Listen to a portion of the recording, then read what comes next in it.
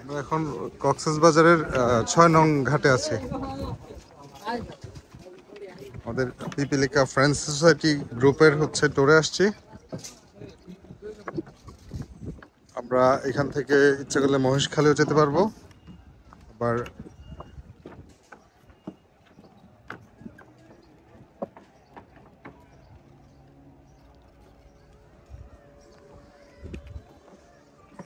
ঘাট সোনাদিয়া দ্বীপে ওইখান থেকে যাওয়া যাবে।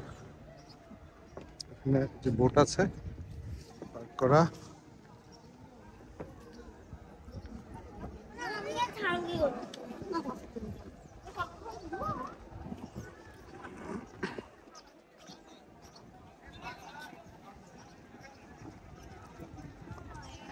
যেখানে সুন্দর একটা বোট দেখা যাচ্ছে।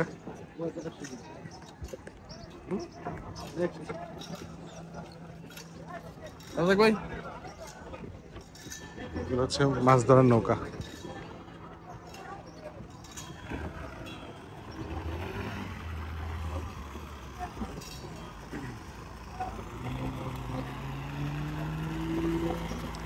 এখান থেকে মহেশখালী যাওয়া যায়, সোনাদিয়া দ্বীপেও যাওয়া যায়। আমরা আজকে যাব সোনাদিয়া দ্বীপে।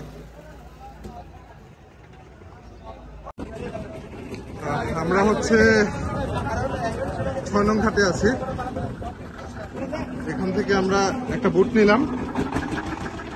আমরা যাব আজকে মহেশখালী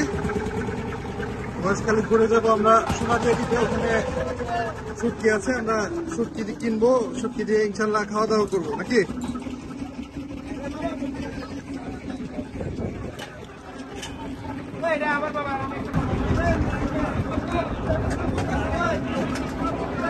আমরা ওই ৬ নং ঘাট থেকে, কক্সবাজারের ৬ নং ঘাট থেকে একটা শুটকি নিয়েছি।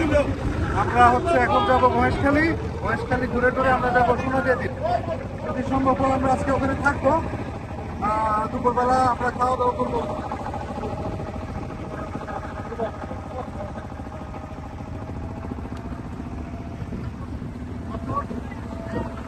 ঠিক আছে, আমরা পরে অবস্থা হয় দেখি। ঘাটটা অনেক সুন্দর। আমরা হচ্ছে এই নদী দিয়ে একটু পরে আমরা সাগরে গিয়ে পড়বো।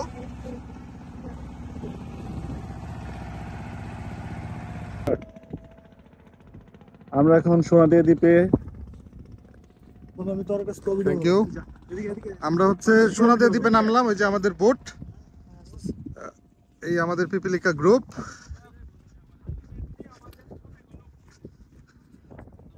আমরা সোনাদিয়া দ্বীপটা একটু ঘুরে দেখব, তারপরে এখানে শুটকির জন্য সোনাদিয়া দ্বীপটা বেশ প্রসিদ্ধ।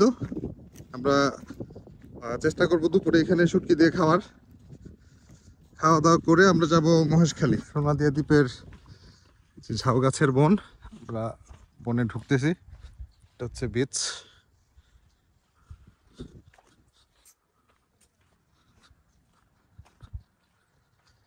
এখানে লোক বসতি অনেক কম। এখানে যারা থাকে তারা সব মৎস্যজীবী, মাছ মারে, তারা শুটকি তৈরি করে,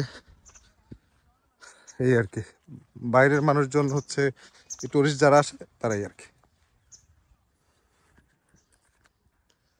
ঠিক আছে, আমরা হচ্ছে আরেকটু ভিতরে ঢুকি, দেখি কি অবস্থা। দেখি ওখানে শুটকি যারা তৈরি করে, মাছ মারে, তাদের লাইফস্টাইলটা কেমন হয়।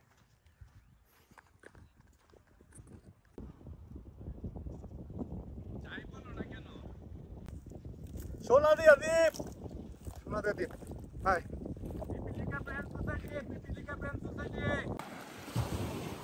সোনাদিয়া দ্বীপে আছি। এটা হচ্ছে সোনাদিয়া দ্বীপের বিচ। এই বিচটা লাল কাঁকড়ার জন্য বেশ প্রসিদ্ধ।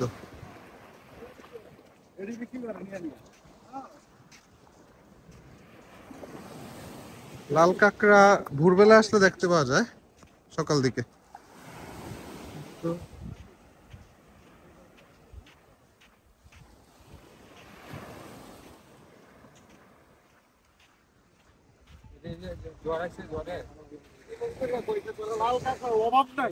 আমরা সোনাদিয়ার বিচে হাঁটতেছি।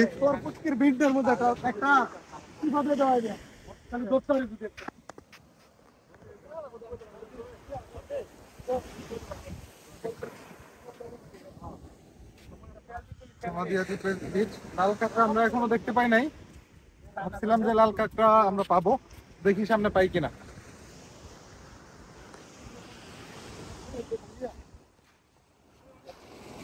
আমরা সোনাদিয়া থেকে ব্যাক করতেছি।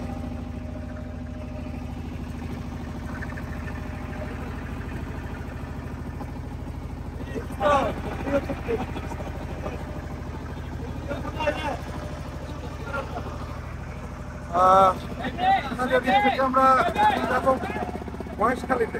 ওখানে গিয়ে আমরা দুপুরবেলা লাঞ্চ করবো। মহেশখালী পরে আমরা গিয়ে দেখবো কি অবস্থা।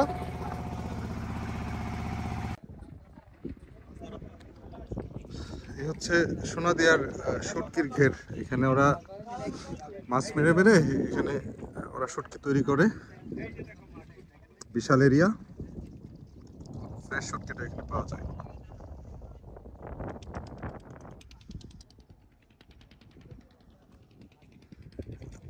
এখানে আমার ফ্রেন্ড সার্কেল হচ্ছে শুটকি, কেউ কেউ দেখতেছে, পছন্দ হলে কিনবে।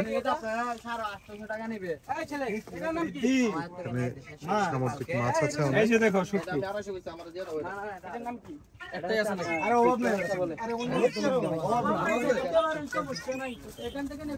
দেখো কত বড় বড় শুটকি মাছ আছে তো, আপনারা নেন, কম বেশ নেন।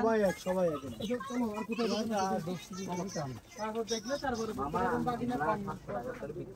বেশি বিক্রি করি বুঝেন নাই। এটা আর পাশে একটা চার দোকান আছে, আমরা চা খেলাম আর এনার্জি প্লাস বিস্কুট খেলাম।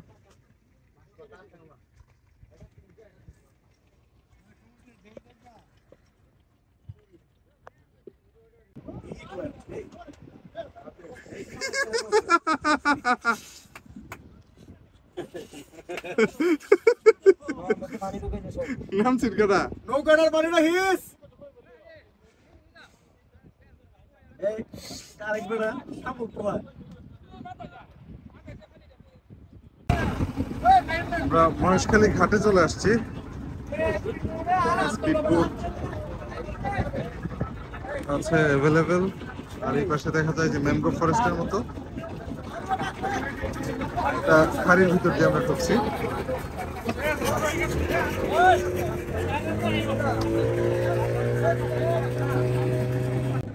আমরা এই যে মহেশখালী ঘাটে নামলাম। আমরা এখন প্রায় 3টার উপরে বাজে। আমরা লাঞ্চ করবো ঘাটে। এই গাড়িটা দিয়ে আমরা ঢুকছি। দাঁড়াও, লাঞ্চ টাঞ্চ করে আসি, দেখি মহেশখালীর ভিতরে কি কি আছে।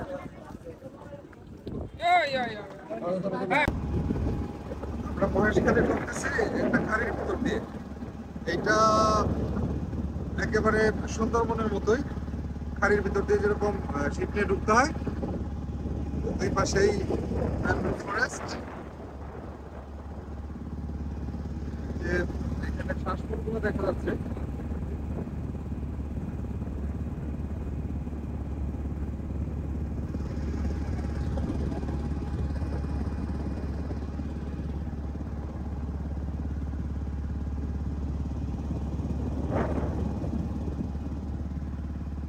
সামনেই দেখা যাচ্ছে ঘাট।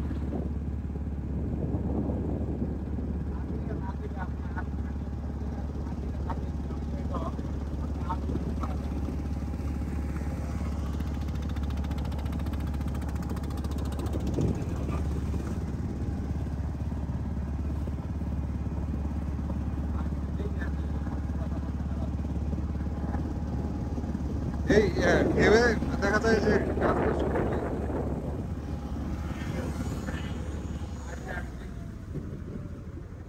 মহেশখালী ঘাট থেকে আমরা করতেছি। মহেশখালীর কত পান আছে এখানে, আমরা পরে খাবো।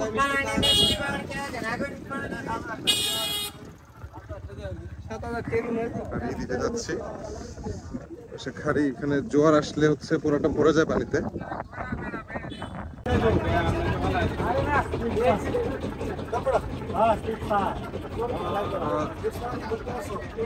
মহেশখালী থেকে আমরা চলে আসছি, আমরা কক্সবাজারের 6 নং ঘাটে চলে আসছি। আমাদের মনটা ভালোই ছিল, গেছিলাম সন্ধ্যা 6টা। মহেশখালী আদিনাথ মন্দিরের একবারে চূড়ার দিকে চলে আসছে।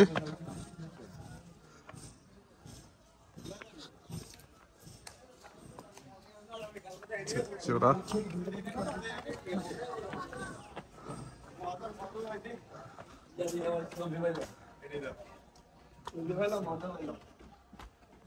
আর উপরে সিঁড়ি আছে, যদি উপরে ওঠা যায়।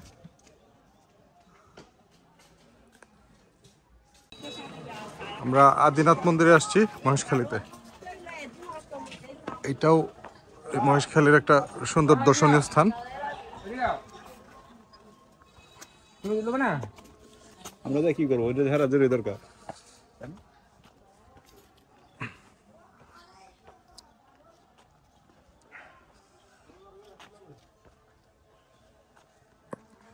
অনেকগুলা সিঁড়ি দিয়ে উপরে উঠতে হয়, সুন্দর, অনেক সুন্দর। এখানে যে পাহাড়ের চূড়া আছে,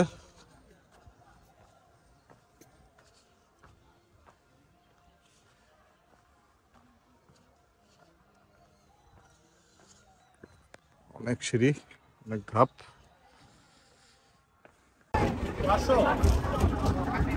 বাই বাই মহেশখালী।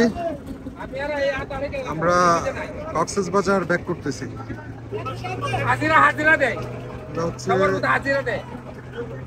এটা হচ্ছে শিপিং বোট করে রাখছে।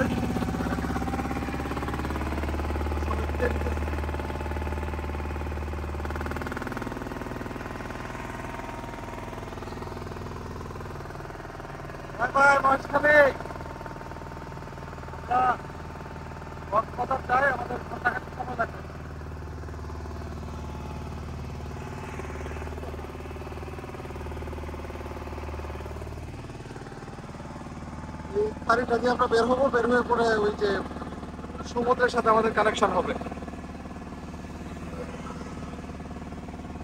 দুই পাশেই ম্যানগ্রোভ ফরেস্ট। আমরা হচ্ছে 21 শ্রেণীতে উঠছিলাম, একটা ফ্ল্যাট সিস্টেম রুমগুলো। আমরা এখানে 2টা রুম নিয়েছিলাম, একটাতে 4টা বেড ছিল, একটাতে 3টা বেড। আজকে আমরা লিভ করব। এখানে কার রাখার জন্য পার্কিং আছে, ভাড়া টাড়াটাও হচ্ছে বেশ রিজনেবল। আমরা 2টা ফ্ল্যাট নিয়েছিলাম 7,000 দিয়ে, 7,500 আমরা 2টা রুমে আমরা সার্কেলে ছিলাম, গ্রুপ ছিলাম হচ্ছে, গ্রুপে ছিলাম 14 জন, 7 জন করে আমরা ছিলাম, বেশ রিল্যাক্সে। তো এইরকম হোটেল গ্রুপ করে আসলে হচ্ছে ফ্ল্যাট সিস্টেম নিলেই ভালো হয়। ফ্ল্যাট নিয়ে নিলে গ্রুপ নিয়ে সহজে থাকা যায়। আর যদি 1 জন 2 জন অথবা 4 জন আসে, সেই ক্ষেত্রে ফ্ল্যাট না নিয়ে রুম নেওয়া যায়। আর এই হোটেলটার হচ্ছে সার্ভিস ভালোই ছিল, হ্যাঁ, আমরা স্যাটিসফাইড। 21 শ্রেণীর হোটেলটার নাম। তো একটু খোঁজাখুঁজি করলে এরকম হোটেল অ্যাভেলেবেল পাওয়া যাবে, একটু খুঁজতে হবে। গ্রহণ করলাম।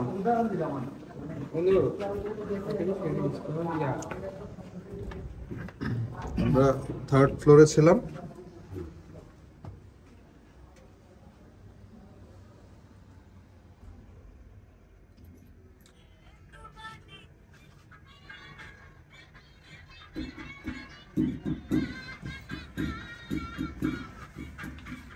যাওয়ার দিন বলে মনে হয় আরেকবার থেকে আইলে না একদম শিডিউলটা মিলায় চলে আনার চেষ্টা করবো ভালোই তবে চলে আসছে।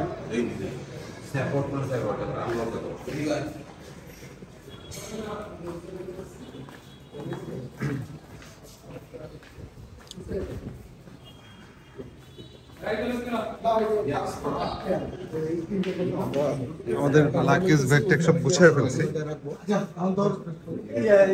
একটা ডাইনিং বড় ডাইনিং একটা বেড আছে,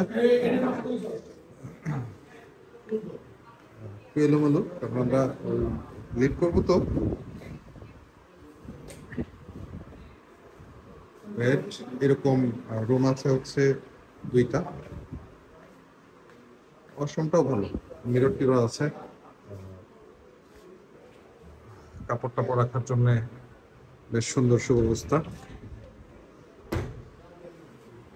আর ওয়াশরুমও বেশ ভালো ভালো, স্যাটিসফাইড। কিচেন আছে পাশে, যদিও কিচেনে রান্না করা যায় না, একটা ব্যালকনি। এই হচ্ছে আরেকটা রুম।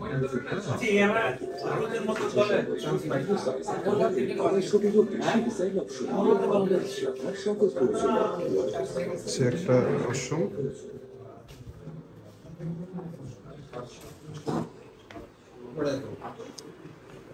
প্রতিটা রুমে এসি আছে। তো এরকম একটা ফ্ল্যাট 3500 ভাড়া, আমার মনে হয় যে 7-8 জন থাকা যায়, কমই। তো কক্সবাজার আসলে একটু ঘুরে একটু 2-একটা হোটেল যাচাই বাছাই করে ভাড়া নিলে খুব সস্তায় ভালো মানের হোটেল পাওয়া যায়। একটু ঘুরতে হবে আর কি। আর রাশ টাইমগুলোতে না আসাই ভালো, যেমন সরকারি ছুটি 3-4 দিনে যখন থাকে ওই সময় ভিড়টা একটু বেশি থাকে, সেই ক্ষেত্রে হোটেল পাওয়া যায়। ফ্যামিলি আসলে বুকিং দিয়ে আসা উচিত আমি মনে করি, কারণ ফ্যামিলি নিয়ে তো ওইভাবে রাস্তায় একটু বেশি খোঁজার সুযোগ নাই। তবে গ্রুপ টুপ নিয়ে আসলে অ্যাভেলেবেল পাওয়া যায়, রাশের সময়ও পাওয়া যায়, প্রচুর হোটেল আছে এখানে। ভাড়াটা একটু বেশি পড়বে রাশের সময় আসলে, এছাড়া একটু খোঁজাখুঁজি করে নিলে অনেক চিপ রেটে হোটেল পাওয়া যায় এখানে।